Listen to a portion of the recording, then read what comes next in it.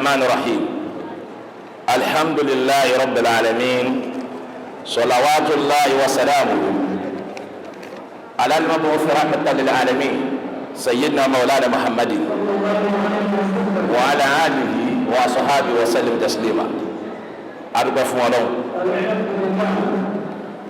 ọba tọrọ ní ìkápá sámà àtilẹ̀ sámà yẹn méje ní ilẹ̀ náà méje.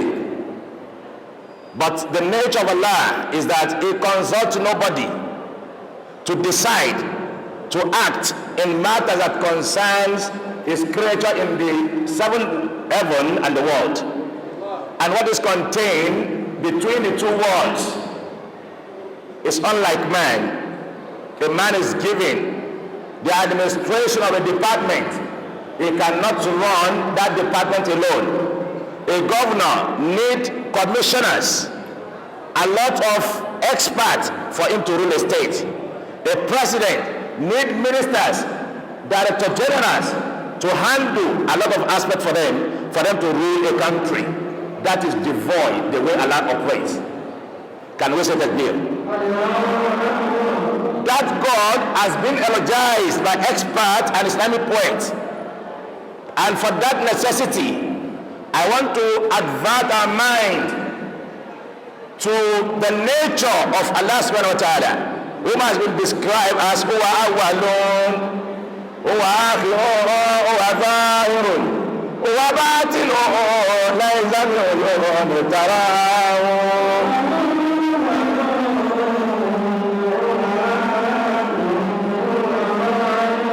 Ọba tó pàṣẹ pé ká gbà rẹ̀, òun lọ bá bẹ̀rẹ̀. Tẹ́lẹ̀ nínú ayé yìí kò sí gàgán bẹ́ẹ̀ tẹ́lẹ̀.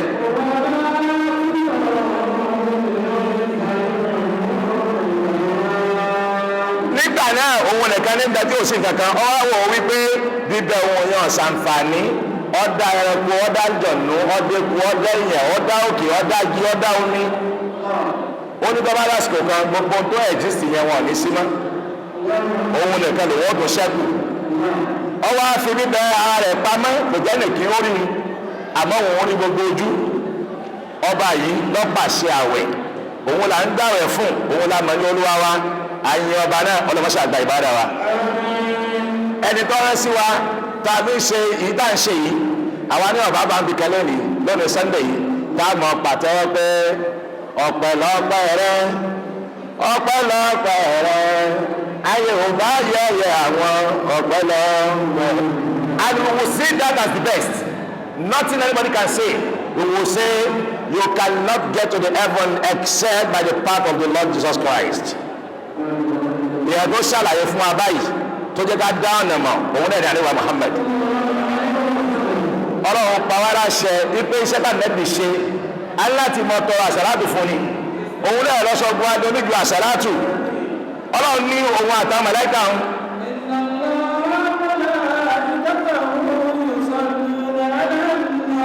Lára ṣẹ́tò wọn lọ́wọ́ bá ń ṣe ni pé òun máa ń tọrọ ìkẹ́ àtìgẹ̀ fún àdé Muhammad.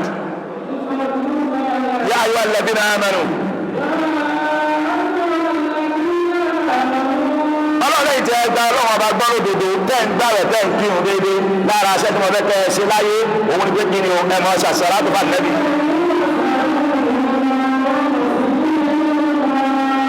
On that note, if you see anybody condemning doing a salat belonging to member of a salat, belonging to NASFAT, that person has been confronted with what we call poverty of knowledge. He doesn't really understand what are the components of Islam. Olúwàbá kí àdébà Muhammad. Olúwàbá kí àdébà Muhammad. Pàṣẹ pé as-salatu wa salamu alayka ya Rasulallah.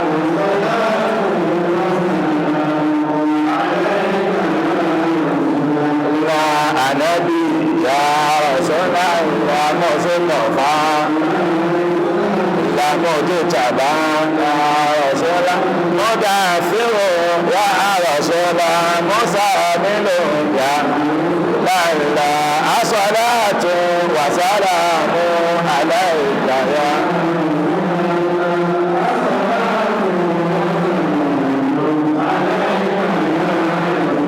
Lẹ́yìn Ànábì kábọ̀ wọn náà a kí gbogbo àwọn dáadáa wọn kẹ́kọ̀ọ́ ẹ̀sìn àtàwọn tó ń bẹ láyé àtàwọn tó ń sí ọlọ́mọṣẹ́ àbáṣe ara gbogbo wọn lórí bàbá wa mísánà ní NASFAT bí l'Abuja olúwa ẹlẹ́dùnmáre bàbá wa Dr. Shafadin Aliaga gbogbo àyè tí wọ́n wà ọlọ́mọṣẹ́ àbá wa pẹ̀lú wọn mo fi tí wọ́n kí gbogbo tí jẹ́ mission born ní NASFAT bí àyè tí kálukú wa ti ń bí ọlọ́mọṣẹ́ àbá wa dáa lóhùn ọlọ́mọṣẹ́ Muhammad mo kí bàbá wa alága wọ́n kí gbogbo executive yáyá àti àwọn elétò àwọn obìnrin wa àtàwọn yóò tó wa lápapọ̀ Islam náà lọ́kọ̀ tó kó wa jọ olúwa mọ́tò akánú Islam ní ọlọ́run àdúrà mi fún gbogbo aládòkè délẹ̀ òun náà ni pé ètò wọn pè lápàdà sí aburú òun náà ni pé òun fi máa ṣẹ̀sìn kọ́ máa ṣẹ̀sìn má bó ṣe dáadáa láàárọ̀ àtọ̀sán ayé rẹ̀ kọ́ wá bí ó ti dá pàdé ọlọ́run ní fi ṣàdéhùn bẹ́ẹ̀ nìkọ̀ọ̀kan wa kásọ̀ pé àpàdà sábúrú òun lẹ́yìn bá àmì ọ̀gá ọ̀tọ́ tẹ̀rẹ̀ dàgbà àpàdà sáyidà kò mẹ́ra àgbà wa.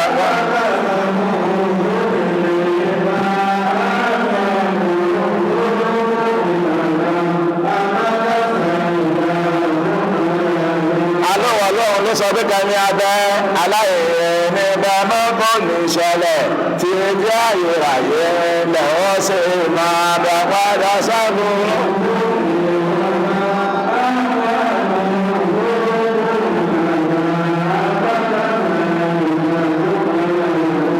láì nípa alákòókò àwọn lórí ìyá ẹ̀míràn ṣàìbá nìrọ̀ yìí bismillahir rahmanir rahim.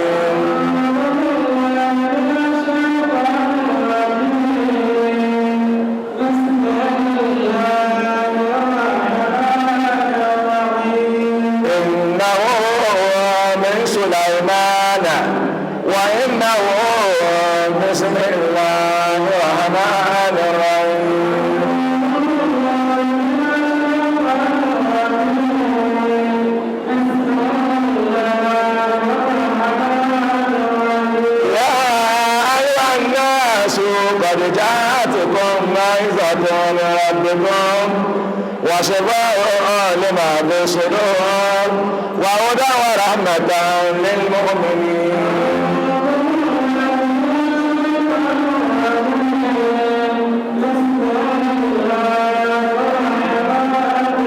أخاف رمضان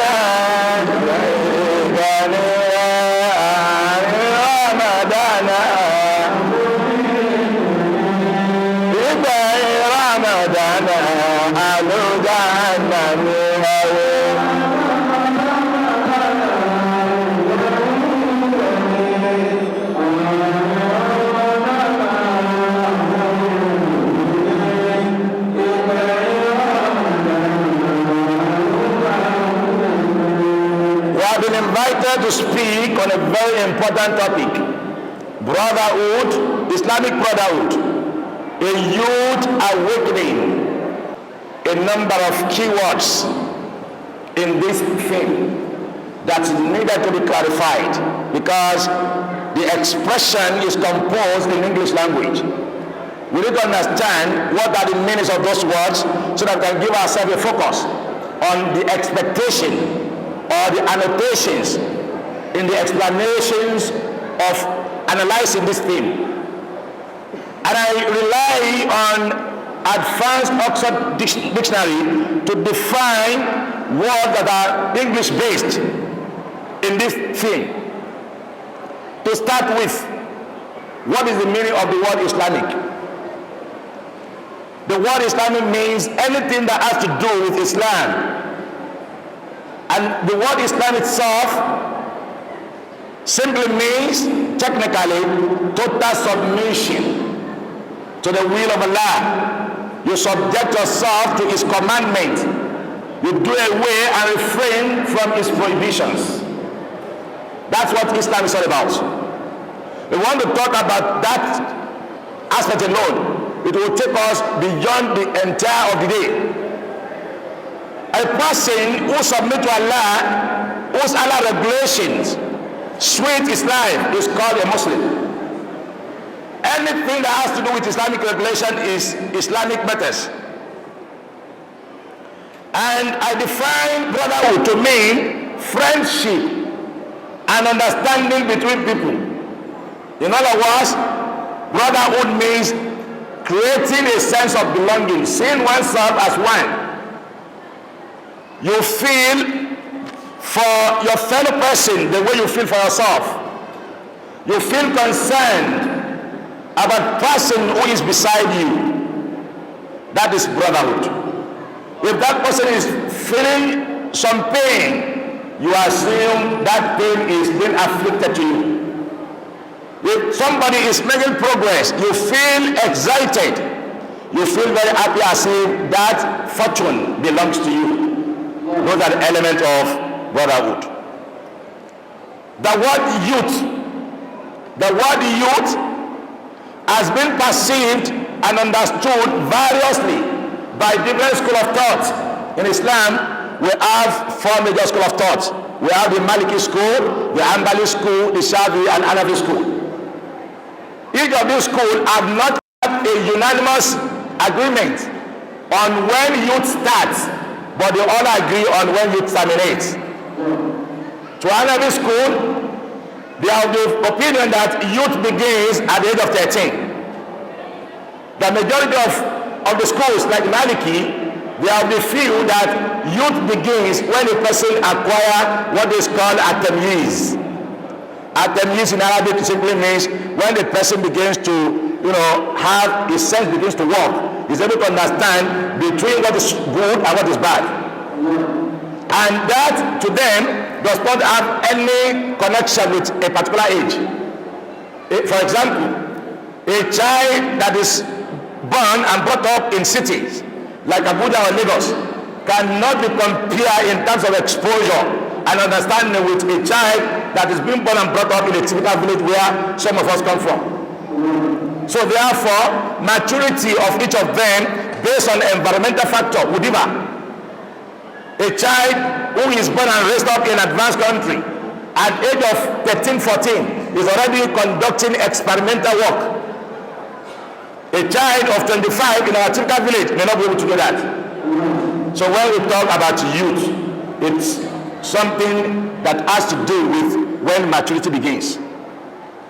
But all of them have not had a controversy on when youth terminates. And I want to refer us to Quran chapter 46, verse 15, where Allah says, walaqadi, look at that.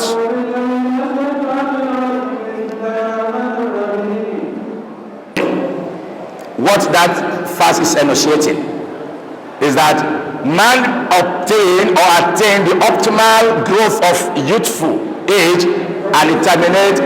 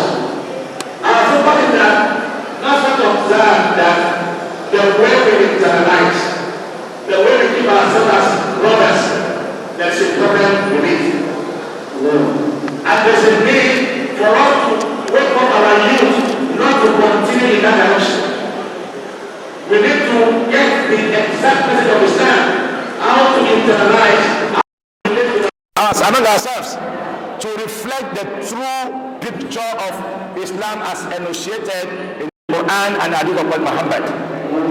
When we do that, then success is mandatory on all of us in this world and the life to come. I believe that that's our focus on this topic. Now to start with, in Islamic jurisprudence, we have 3 categories of brotherhood. Category number 1, we have what we call humanity or community brotherhood. Òun ni àwọn ẹlẹ́kọ̀ọ́ ń pè ní ikhwatul mujtami. When you belong to a particular community, you are an individual of Abuja or Lagos or Ibadan. That Ibadan, you are not the only indigene. There are other indigenes of Ibadan that you may have or not have an association, whether registered or not registered, that you call yourself people of Ibadan. In Ofa, we have Ofa Descendants Union. In Ilani, we have Ilani Descendant Union. We have Emirates Union. We have Osogbo Society Union. That is to show that a group of people belongs to a community. To that extent, Islam recognized the need for them to have a fair and just dealing among themselves.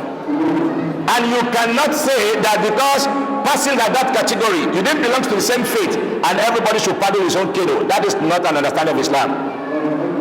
Èyí tó kó àjọpọ̀ yẹn tó jẹ́ ti ìlú àbí orílẹ̀-èdè àbí ìjọba ẹgbẹ́ àdúgbò, Islam recognize ẹ̀ gẹ́gẹ́ bí ìjọba ọ̀yá.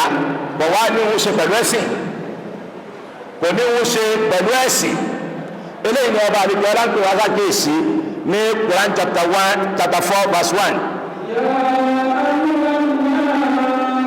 Ẹ̀rí pé bọ́lá ṣe bẹ́ àdírẹ́sì wa níbi báyìí kò sọ pé ẹ̀yin olùgbàgbọ́ òdodo, Ọlọ́run ni mo pe ẹ̀yin èèyàn. Faralẹ̀ Christian ara èèyàn ló wà, olóríṣà ara èèyàn ló wà, Mùsùlùmí ara èèyàn ló wà, àwọn tí ò tí ẹ̀ṣẹ̀ ti kankan kìrìyàn làwọn náà.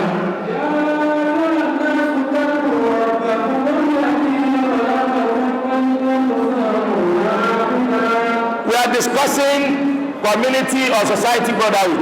Ọlọ́run ní gbogbo yíyáyá ẹ̀sìn yóò tẹ̀ ẹ̀ bá àlè òkè máa ṣe mọ̀dá ogun yín látara ẹ̀ nípa ọ̀ṣọ́ ni o. Nígbà tá a dá Ádámà tán, a dá àwa ìyàwó rẹ̀.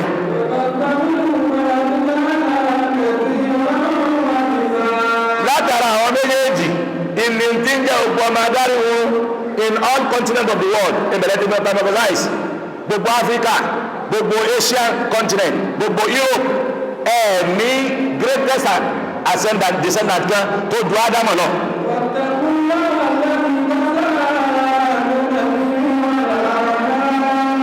Ìtàbẹ́lò náà nìyẹn. Eléyìí, Ànábì Muhammad, ó wá exemplify rẹ̀, ó kó àwọn èèyàn jọ under his leadership, people of different faiths. Nígbà tí Ànábì dé Madina, under his leadership, we have a clan or group of people that were called the house. We have the Khazraj, we have the Jews, we have the Muslims who were majorly the Ansar and the Majirun. We have the atheists, our Joseph. Different categories of people were under the leadership of Prophet Muhammad. And he dealt with all of them justly without let or hindrance on account of race or faith. Ilé Ànábì Muhammad kílẹ̀ rẹ̀ fún abẹ́. Now, ìyẹn fi hàn wáyé pé èyí yóò ta lè bára wa ní àwùjọ ìlú tọ́lọ́wọ́n bá dá wa sí. Ó kúkú rí Èkó ńlẹ̀ tẹ́lẹ̀ tí ó sọ pé káwọn òbí tèmi ó bí mi ṣẹ́kù. Ó sì rí Saudi ńlẹ̀ níbi tá a ti ní homogeneity of religion tí ó dá mi síbẹ̀. Ó rí tí kálukú ẹ̀ ṣe láyé gbogbo dá kálukú wá sí tó dá wa sí. Tọ́wọ́ ẹ pé àwa tá a wà nílùú tá a wà representation àwọn Mùsùlùmí kò ju 10% lọ pẹ̀lú mọ́ Ọlọ́run yìí. Àfi ká gbé ìlú yẹn ká sì recognize àwọn ọmọ ìyá wa tọ́jọ́ dá wa síbẹ̀ yálà wọ́n jẹ́ Christian ni o wọ́n jẹ́ abọ̀rìṣà ni o pé ọmọ ìyá wa ni wọ́n to the extent of belonging to that same community. Eléyìí ni brotherhood àkọ́kọ́. Brotherhood ẹlẹ́ẹ̀kejì òun ni family brotherhood. Al-ikhwa bin nasab. blood relation gbogbo ẹ̀dá àjọ jáde nínú ẹ̀jẹ̀ kan náà ni gbogbo wa nípìnlẹ̀ àmọ́ nígbà tó ya lẹ́jẹ̀ yẹn pọ̀ àwa jìnà síra wa àwọn kan wá bẹ tá súnmọ́ra wa they are our brothers within the family gbogbo wa sì lè má sí ẹ̀sìn kan náà but we are family. If we look at it from the perspective of the principle of inheritance in Islam, there are certain people who are to inherit a deceased Muslim automatically and mandatorily. There are some people that they will be excluded by the existence of some other ones.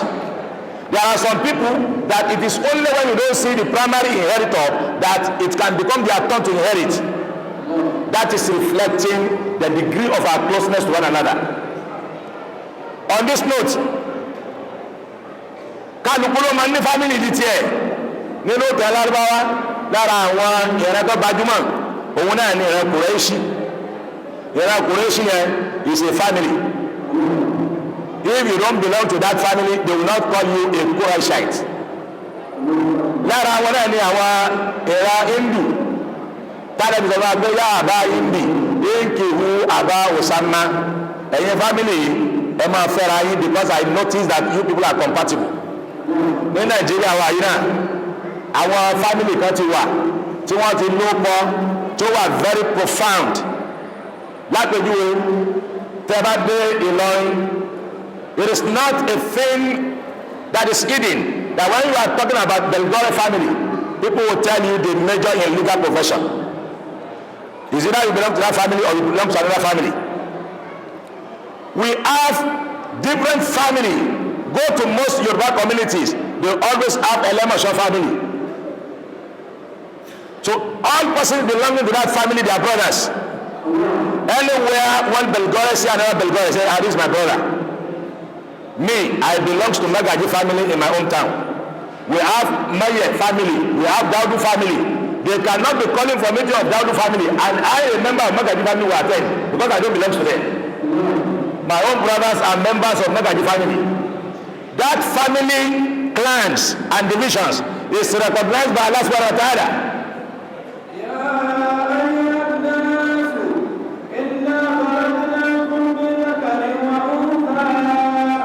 To that extent, Ọlọ́run bá sọ̀rọ̀ pé àwọn èèyàn Ọlọ́run lóhun dá wa ní akọ àtabo ni. Mo wá dá yín ní onírúurú mo sì dá yín ní clan àti oríṣiríṣi orílẹ̀-èdè àti ẹ̀yà. Ọlọ́run ló ń gbẹ́jẹ́ ká ṣe bẹ́ẹ̀ ni pé tá a bá jẹ́ gbogbo yóò ní uniform language ní dára yín mà ìwà yóò wà uniform but kálukú yín tá a bá ti pín yín kálukú ní peculiar attitude tá a máa fi dára yín mà.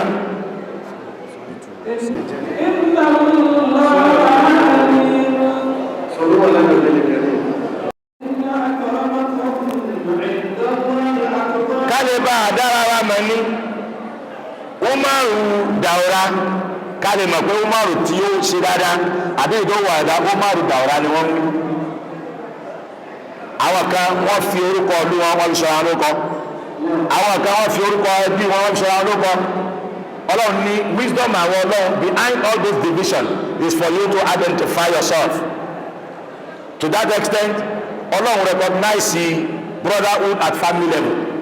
Ànábì Muhammad ó ní la yadkhul jannata qati'ur rahim kò ní wọ àlìjánná o ẹni tí bá ń já okùn ẹbí. Ànábì ló wí bẹ́ẹ̀ kò wá sọ wípé ẹbí mùsùlùmí gbogbo anybody tó wá belong sí ẹbí yẹn as Muslim we have the duty to be good to them. Àwọn èèyàn ti bá Islam débi wípé ẹni tí èèyàn bá ní ṣe mùsùlùmí láwọn bẹ́ẹ̀ orientalist láàpẹ wọn ni àdíkíní wọn ò ní bá ṣe wọ́n sì ń lo àwọn àyà as a result of mischief interpretation.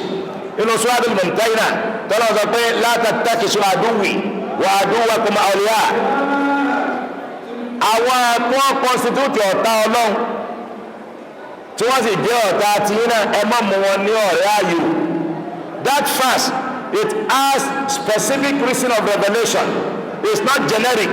There is a boundary to its interpretation. Because we have a lot of bundles of verses that illustrate that Allah desires justice between a Muslim and a non-Muslim, which cannot be cancelled by anybody. In fact, during the time of Umar, a judge, a Muslim, was given a verdict, and a Jew became a judgment creditor against a Muslim. That is to tell us the commitment of Islam to justice and to recognize members of our family. Bẹ́ẹ̀ ṣe lè ṣàánú àwọn family member yìí kó jẹ́ mùsùlùmí, bẹ́ẹ̀ náà ní Islam ẹ̀ ń jẹ́ ìka ṣàánú àwọn family member tí ó ṣe mùsùlùmí. Ká ràn wọ́n lọ́wọ́, ká jẹ́ kí wọ́n rí beauty Islam ní ayé wa. Àwọn ọ̀dọ́ tá à ń dìde ń sìn, ẹ má jẹ́ kí wọ́n da ọpọlọ aláàmú. Pàápàá jùlọ àwọn irun gbọ̀ngàn ṣẹ́kù láyé lẹ́nu àti ṣòkòtò tó pọ̀jù tó ń forókè lẹ́nu à ń da ìsìláàmù púpọ̀. Understanding wa bọ̀lọ̀ gbé wípé when we talk of brotherhood Islam there are levels to it. Àti Michael àti Taofik àti Bashir àti Egunde yìí, when you are in the same community, what is good for goals is good for Ghana.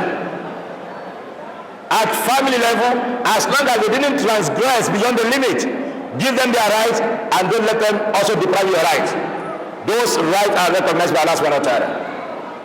Of most importance, the third category of brotherhood in Islam is that brotherhood of deen. Can we say takbir? That brotherhood of Islam, we do not belong to the same language, we may not be from the same family.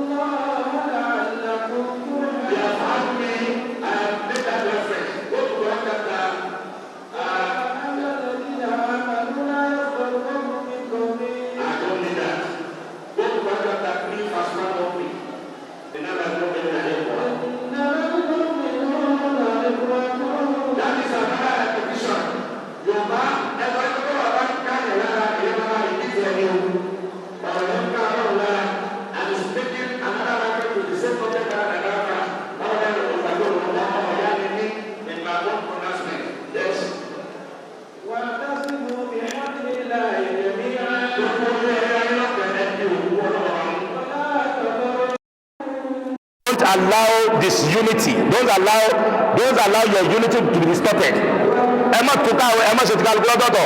Wait, you may belong to NASFAT, I may belong to ASALATU. We shouldn't allow that name nomenclature to divide us. We are one.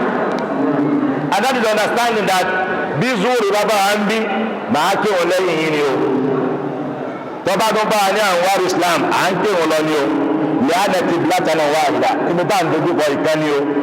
والقرآن واحدة قرآن يقاشني ومحمد واحدة أن محمد يقاشني ورقلا وسيفا نوسي وسيفا ولسي مي báwọn olóògbóni jẹ́ ń ṣe ògbóni wọ́n yàtọ̀ sí tí ó ń ṣàgbó àwọn tó ń gbé eégún wọ́n yàtọ̀ sí tòrò àwọn oníyèmájá wọ́n yàtọ̀ sí oní Ọbàtálá. In the Christendom, the way the Catholic conduct their service wọ́n yàtọ̀ sí Baptist. The Kerubu and Seraphim of our 30 celestial denomination wọ́n ọ̀jọ́ra wọn àwọn àlèkè ọlọ́run ṣe wẹ̀ fún. Go to Quran chapter 21 verse 92. Inna hadhihi ummatukum ummatan wahida. Ọlọ́run ní gbogbo àwọn èèyàn ti wáyé kíjọ Muhammad tó dé àmọ́jọ ti rí. The nation of Muhammad is one. We belong to one family. Tàbá dé kódà ká tó dé Mẹ́kà anywhere tàbá ìràwá á dì mọ́ra wa ni. The epitome of it is when you go for Hajj. Kálukú ẹ̀mọ́ akíra yín ẹ̀mọ́ farahàn yín gbígbà pé onílẹ̀ kan lẹ̀ ti wá. It's because of the spirit of Islam or in the context of brotherhood. Bá ń lọ sí Quran chapter 9 verse 71. Torí àsìkò ẹ jẹ́ ká lọ wò ó nílé ká sì wo Quran chapter 59 verse 10.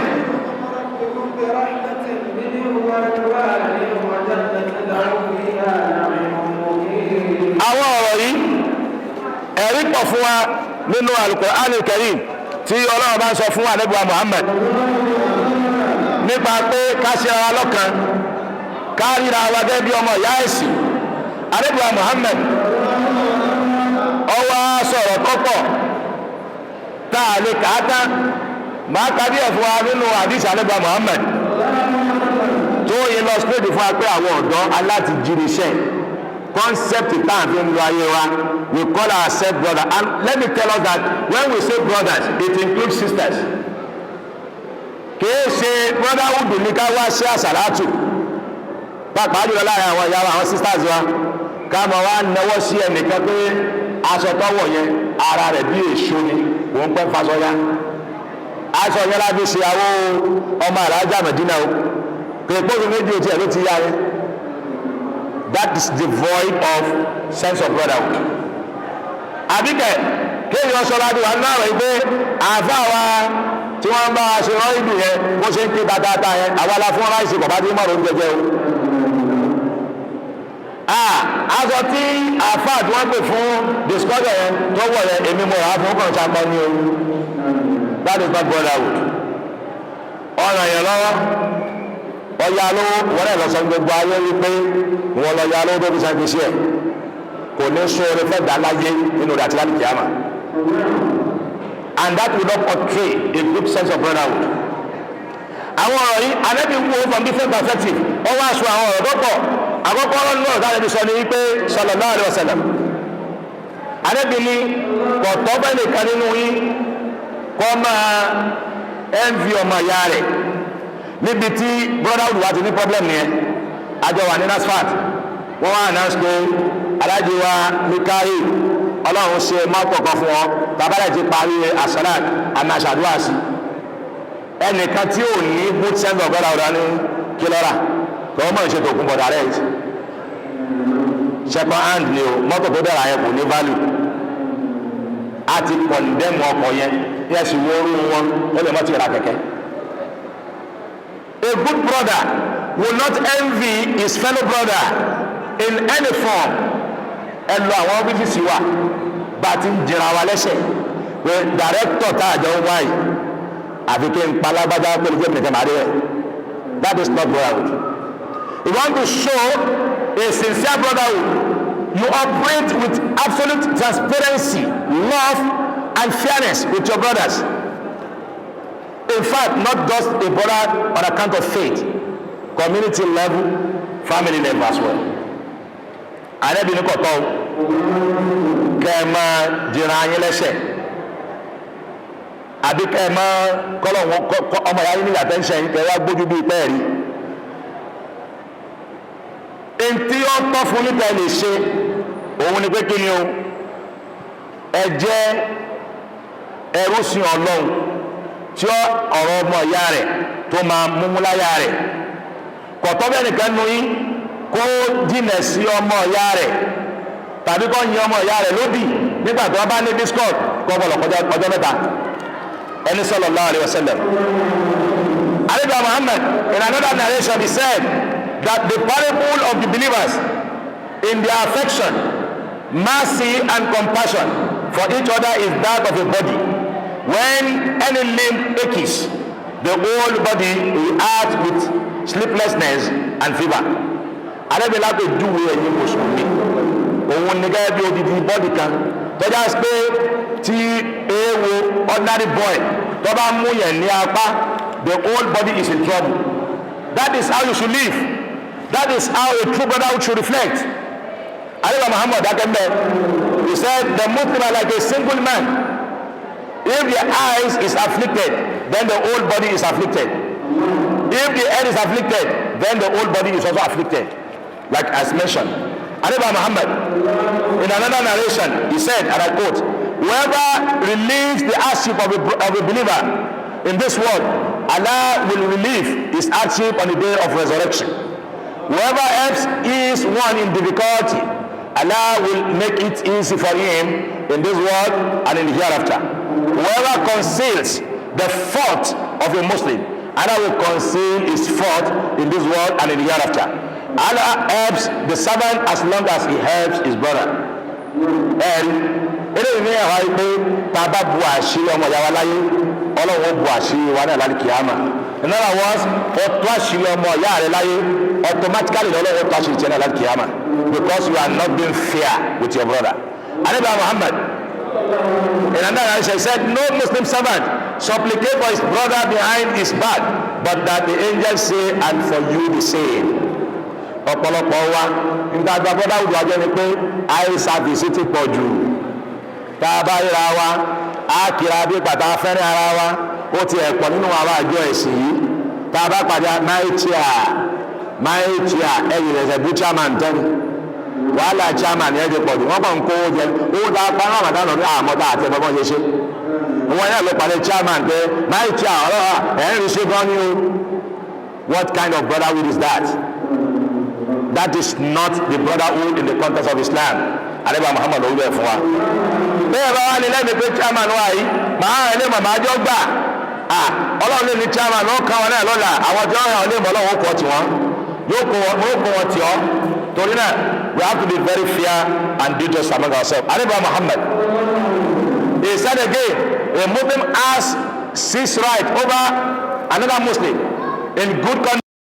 Number one, to greet him with peace when he did sin. Tàbá pàdé ara wa ní wọ́n mẹ́fà ìlànà ara wa àrẹ́bìnrin ìzálàkí wa yusallim alayhi. Tàbá pàdé ara yín ẹ sálámù ìyàgbé salamun alaykum. Ètò máa salamu alaykum mùsùlùmí mi ò tí má dì sí. Àgbẹ̀ ń sálámà náà ni èkí ọlọ́run kọ́ mọ bá yín gbé àwọn ní oṣù dára lóhùn. Ẹ̀rí pé gbólóhùn yẹn lálùbáríkà ju ẹ̀ka àárọ̀ lọ. Ó sì lálùbáríkà ju ìnáwó ánẹ́ lọ. Kódà lálùbáríkà ju kóbè láàjí lọ. Ọgbọ́n lálùbáríkà ju náàgbò lọ. Assalamu alaikum. Wàyí àtàyà al-Jannah. Òun náà ni the only approved medium of salutation in al-Jannah. Ẹ̀ka àárọ̀ ò ní wọ al-Jannah. Ìnáwó ánẹ́ will not be allowed in Jannah except assalamu alaikum. And that is one of the six rights we have over one another, so that we can spread salam on the surface of the earth. Ànábì Muhammad the Prophet said to respond for his invitation. When your brother invites you either for walima, for whatever, you have to honor the invitation. Don't undermine anybody. Allah can turn and make a turning point in the life of anybody from a state of doubt to certainty. Ànábì Muhammad he said when he's sick you check on him, when he dies you follow his remains to the graveyard. Those are the things we owe ourselves as obligation as enunciated by the noblest of mankind and Nabi Muhammad. And Nabi Muhammad says further, among the rights of a Muslim over another Muslim are the cover of his fault. Let us learn that a true brotherhood reflection is that you don't allow people to see the deficiency of your brother. Forgive his mistakes, have mercy for his error, overlook his missteps, reject his backbiting.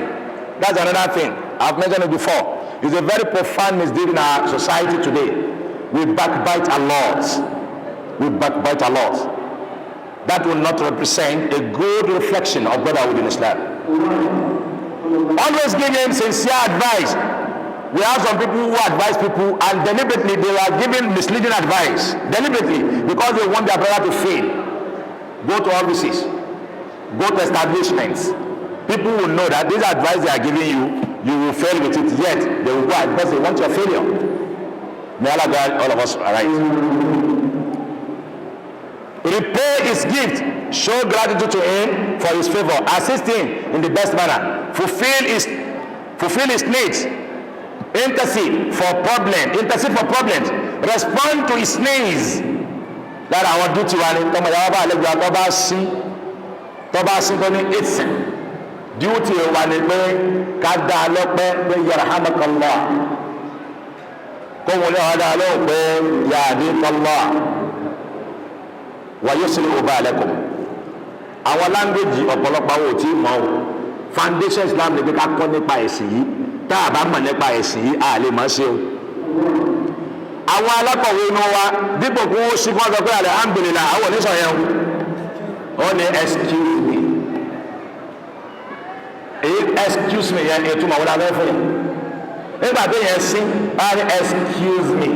If you want to abide and comply with that statement, what he's saying is that go away from him.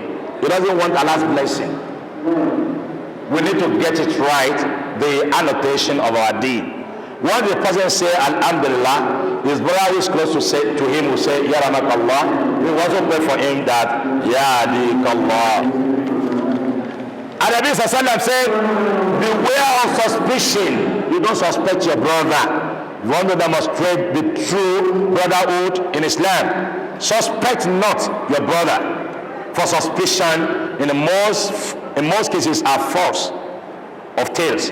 Do not seek out fraud. Do not spy on each other. Do not contend with each other. Ọmọ ìyá Mùsùlùmí ṣe débi òṣèlú wípé is do or die. Àjọ fàyà ni. Àjọ máa dàrú ni. Bí ìta ṣe lọ tí àfọgbọ́n ṣe. Àmọ́ ìyá wa Christian wọ́n ti ṣàlàyé fún wa pé orí tàwọn fẹ́ péjú tiwa lọ. Àwọn abẹ́rẹ́ àti orí wa náà ṣe bá kọ́tẹ́lẹ̀ orí ta náà ti fẹ́ pé ń sè. Àwọn gbé pulpit wọ́n gbé microphone lọ́wọ́ ní pulpit wọn nílé ìjọsìn wọn pé ẹnìkan nù wa tí ó bá lọ dìbò fún mùsùlùmí anywhere kò ní bá Jésù wọ ìjọba wọn. You know, somebody have believe in that, they are biblical something. That is a very strong declaration. And that was the pattern they voted into. And they so much believe that the two candidates of the Muslim will split their vote, thereby reinforcing the chances of their own candidate.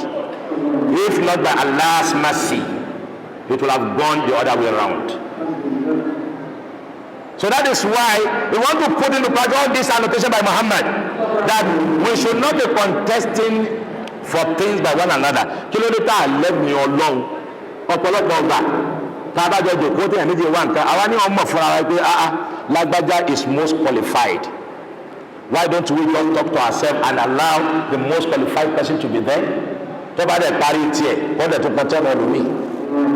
Because ẹ bá fẹ́ ẹni tí ó competent sí against ẹni tí èsì ọmọ ìyá yín mùsùlùmí tó ń wá lọ competent gbọdọ̀ ẹgbẹ́ kalẹ̀ on account of merit and competence he will beat him hands down. Ànábì Muhammad ó ti gáìdì wa lórí àwọn ọ̀rọ̀ ètò lọ́jọ́ ló ti pẹ́. Ànábì sọ wáyé pé la yu'minu ahadukum hatta yu'mina lima yu'minu nafsi. Ẹnìkan nù yín lè jẹ́ olùgbàgbọ́ òdodo tààrà títí tẹ́ẹ̀fì nífẹ̀ẹ́ exactly what you want to happen to you in your life, you wish the same thing for your brother. Àwa lónìí àwa nìkan lábẹ́ mọ́ ní promotion. Àdébà àmọ̀ ìyàwó ní promotion. Bó ti irú ilé ta kọ́ àdébà àmọ̀ ìyàwó kọ́ rẹ̀. Irú ayédànjẹ́ àdébà àmọ̀ ìyàwó ọmọ jẹ́rú rẹ̀. Tí wọ́n bá ṣe bẹ́ẹ̀ ni bá ti wà nínú àwẹ̀ yìí. Àwọn èèyàn kan wà tí wọ́n láàánú.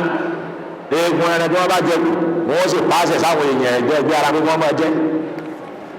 Ẹlòmí ò ní fi mílíkì sàánú bá aládùúgbò rẹ̀ ó dìgbà táwọn ẹ̀ bá di 28. Àwa ni àfáànù káìlà ṣe máa lo agolo mílíkì gẹ́gẹ́ bí sọ̀lẹ̀. Wọ́n fún wọn mílíkì o agolo mílíkì máa fi ṣe ọ̀lẹ̀. Àwẹ̀ di 28. Mashallah. Sọ eléyìí ṣé wọ́n sọ fún yín wípé àwọn bẹ́ẹ̀ fún lágolo yẹn wọn ò mọ mílíkì mu ni. Ẹlòmí àná fún orí ọ̀fẹ́ extravagance tó wọ̀ nítorí oúnjẹ tó stock sí wọlé 2 months after Ramadan kò lé tán. Ẹ má bìnrin àfa wa kódà ń bẹ nínú àwọn àfa náà tó rà lórí ọ̀fẹ́ jura wa lọ.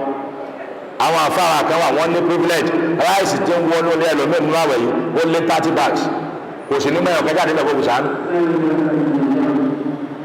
Ọgbà yìí pé àwọn àfa kan wà táwọn ò ní ẹnìkan fún abáàgì ẹ̀yọ̀ kan.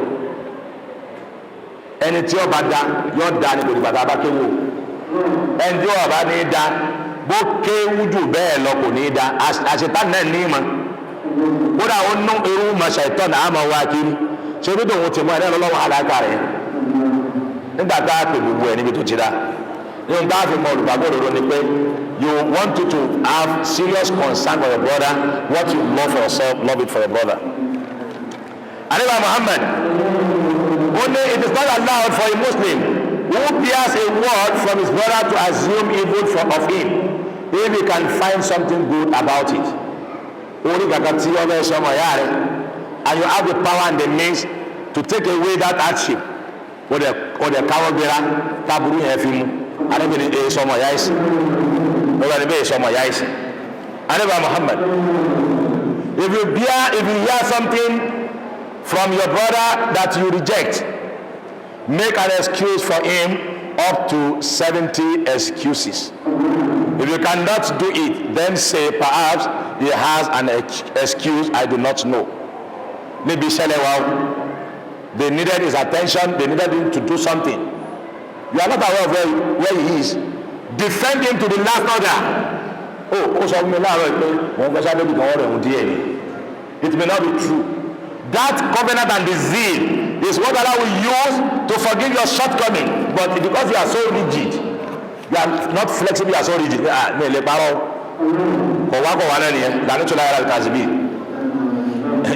now using Quran to establish your problematic intention and determination. Allah does not work in that way.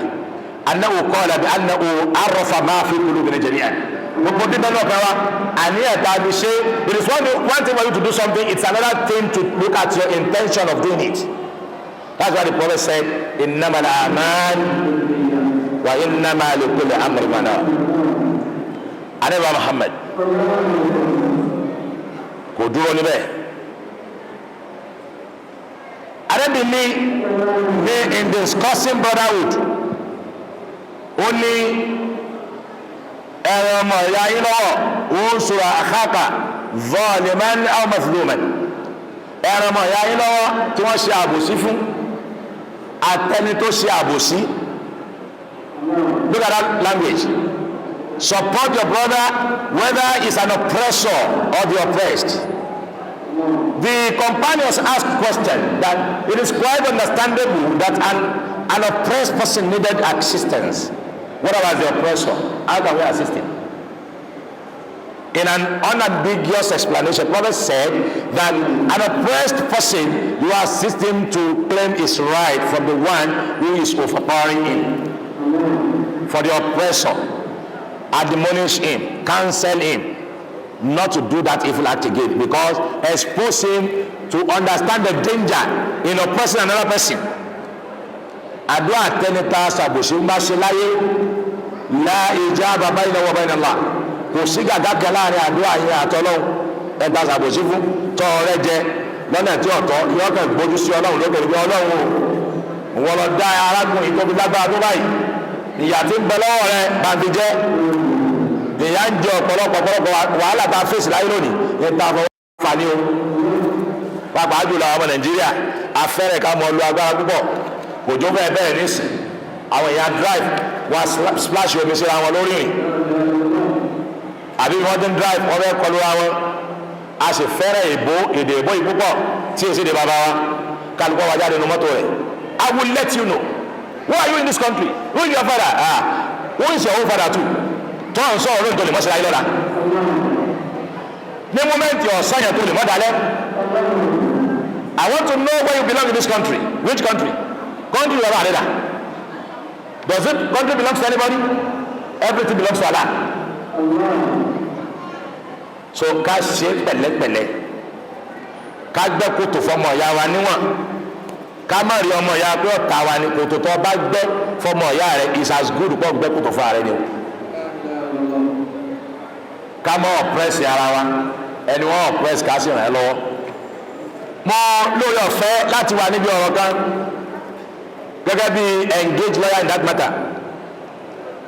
Ọkọ̀ ọmọ ọlọ́mọ tí ń ṣẹ̀ṣẹ̀ ń grow àfẹ́jalè afẹ́kó ẹ̀tọ́ ọwá ní mini block industry wọ́n lọ́n ti supply lọ́ bá pàdé mọ́tò ẹnìyẹn is a retired AIG. The AIG drove recklessly by the traffic rules. He was at the fault of the culprit in the accident. And we also look at the magnitude of the damage in the car. It is something that one can do away with it. Very minute. But because it felt too big, he locked those children in the cell, police cell, inside this Ramadan. Mùsùlùmí rẹ̀ ni wọ́n inú sẹ́ẹ̀lì wọ́n ti jẹ́ sàárì bí mẹ́rin lórí kíni. That is an oppression. You believe that ilé ayé táwa yìí kullu shay'in fani, gbogbo nǹkan ni wọ́n padà tán. Anywhere you are, you relate with people with humility. You see them as your brother. So bàbá yẹn pọ́ mọ́ tiẹ̀ náà ni wọ́n ti mọ́lé, how will you feel? bọ́tọ́ ti fi ìpé kò sí tọ́kàn wọn mọ̀ ọ́ rí mùsùlùmí lòun náà mùsùlùmí àwọn tó ti mọ́lé o àwa gbé níbi tó yẹ ká gbé wọ́n padà fi àwọn ọmọ yẹn lẹ̀ láì ṣẹ́kọ́ bọ̀ àwọn ọmọ yẹn bó ṣe fi àjẹ wọn yẹn tí wọ́n bá bí ọlọ́run náà rẹ̀ pé a desire pàṣọ nínú ẹ̀wọ̀n ọlọ́pàá àwa kọ́ láti jẹ̀bi driving yìí ìwọ lọ jẹ̀bi ó sì fi àjẹ wá báyìí gbogbo nǹkan bá wà látàwọn ọmọ rẹ̀ wò ní àlùbáríkà sáré bọ́lá wò nígbà àtàwọn ọmọ ṣe wàhálà báwọn ọmọ òun wọn mú gbó àwọn ọmọ òun mú ọtí wọn níláárí ohun tó sì ṣẹlẹ̀ sí òun lọ́fà because of lack of sense of brotherhood. Finally, the servant does not reach the reality of faith until he loves for people what he loves for himself of goodness. La yablugh abdan haqiqat al-iman. Èyàn ò lè dé ò lè attain the optimal level of belief until iṣẹ́ kan ló ṣe débẹ̀ iṣẹ́ wọn ò pé méjì o wọn sọ pé tilawatul Quran òun náà lè pé when your mind is free and you love for the brother what you love for yourself. Ebi ń pa ìwọ náà ebi ń pa ọ́ ọmọ ìyá rẹ̀ wá bá bùkátà ń dẹ́nà wá o sì níbi ọ̀nà náà lọ ní máa rẹ̀ wá ìdílé lẹ́rù orí pé ó kúkú lẹ́nu mi nílẹ̀ tí ọ̀lọ́ bá kó tó wá bá mi ọlọ́run lọ́rùn sí mi gbà mọ́ mu lọ ọlọ́run sì ní tòun mi. àwọn yẹn ti ṣe bẹ́ẹ̀ lánàá ọmọ ìṣàwọ́ olóòwò ọmọ rẹ̀ ńlọrin ni láti wọlé 20,000 ló kù lọ́wọ́ rẹ̀ ẹnẹ́ wá wá láti alóore wásádé wọlé bàbá náà ti wà wájú ọlọ́run lẹ́nu ọlọ́ba akẹ́bà gẹ́ bismillah wàhálà ìyàwó rẹ̀ wọ́n lọ gbé aláàjì tẹ́sí mọ̀ bá lọ sanwó olóòwò àwọn ọmọ lọ́la ṣé wọ́n níyàwó ń pani bọ̀ torí lẹ́bù yìí máa ní rẹ̀ wọ́n ní ọ̀rọ̀ àwọn èèyàn lẹ̀ látàlóore kó tó dé adéwọlé ọlọ́run lọ́rùn sí mi bàbá tá a wí ti retire as a lecturer of Fasasi polytechnic ó sì mú 20,000 náà ó sì gbèrè lọ mọ́ ọlọ́run láàárọ̀ kùtùkùtù that same day ìrọ̀lẹ́ rẹ̀ ẹnìkan nínú àwọn student tó ti kọ́ rí tó ṣe dáadáa kan fún lóun ti gbàgbé lọ́ba àwọn pé Dr. Abdulwasiu amọ́lóye nǹkan wọn ni wọ́n bẹ láti wọlé ẹni tí wọ́n ń ṣe l'Abuja mọ̀ fẹ́ rí wọn nígbà tí ó dé ọ̀gá ẹ̀rẹ́ tí olóhùn ẹ̀rẹ́ tí ẹ tẹ́ ṣe báyìí fún mi nígbà báyìí mo ti wà l'Abuja mo rẹ̀ wá òkè mo ní wá sára sí lọ́ba fún ní ban envelope pẹ̀lú lọ́wọ́ àmbẹ̀ 200,000 naira wàláhì qasamtu bi rabbil ladhi amara bi Ramadan ọba tó pàṣẹ Ramadan kì í ṣe kó lè dùn that same day we gave out 20,000 and Allah returned 200,000 naira man jaa bil hasanatin fala yujza illa ashru amsaluha ẹ bá ṣe ara kan mẹ́wàá ọlọ́run ò fi ọ̀pọ̀ rẹ̀ àdéhùn ọlọ́run Allahu la yukhliful mi'ad kò ní yí àdéhùn rẹ̀ padà subhana rabbika rabbil izzati amma yasifun salamun alal mursalin walhamdulillahi rabbil alamin.